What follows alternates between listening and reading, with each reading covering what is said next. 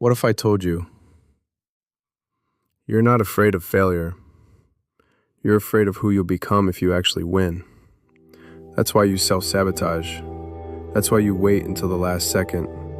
That's why you kill momentum right before things get good. It's not because you're weak. It's because success feels dangerous when your mind was trained to expect pain.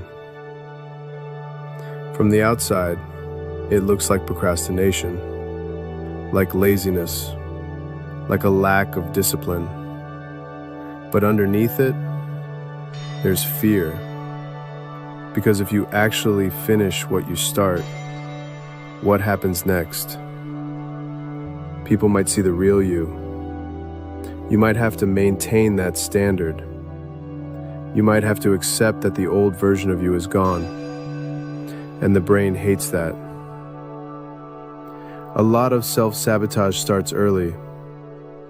Maybe you were praised only when perfect, or punished when you showed too much confidence. Maybe failure felt safer than being seen. Maybe winning felt temporary, like the calm before the punishment. So now as an adult, every time something good starts to happen, you flinch, you pull back, you shrink.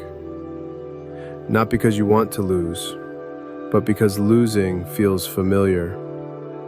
And in psychology, the familiar often feels safer than the unknown.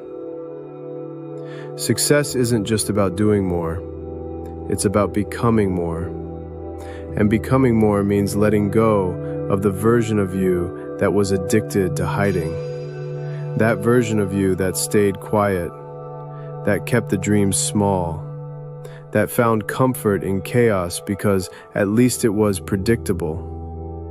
When you upgrade your life, you challenge your identity. And identity is powerful.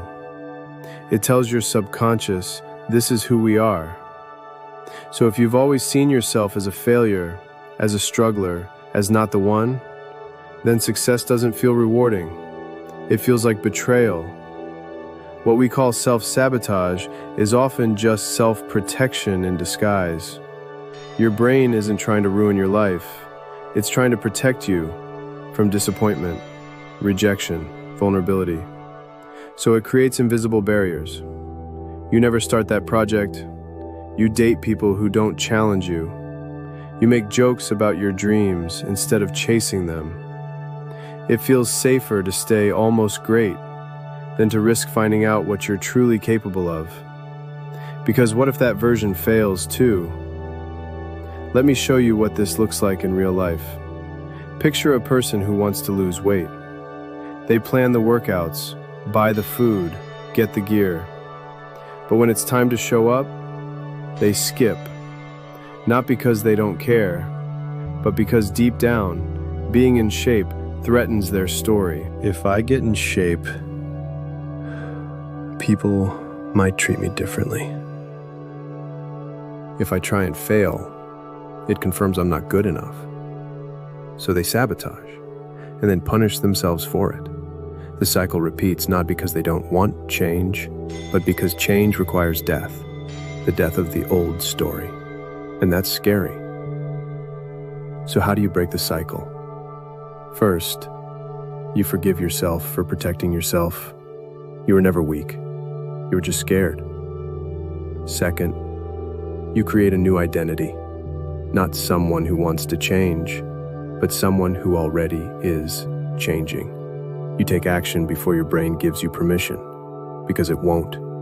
That permission has to come from you. Next time you feel that urge to delay, to scroll, to sabotage, pause and ask yourself, what part of me is scared right now? What version of me feels threatened by this growth? Speak to that part like a child, gently, honestly, then act anyway. Not because you're fearless, but because you've realized growth is worth the risk. You're not afraid of success. You're afraid of the version of you that success requires. But that version, they're already in you, waiting, watching, begging you to stop flinching at your own power. So stop running. Stop doubting. Step into it, because the only thing worse than failing is dying with the potential to succeed still trapped inside you. If this resonated with you, don't just sit with it.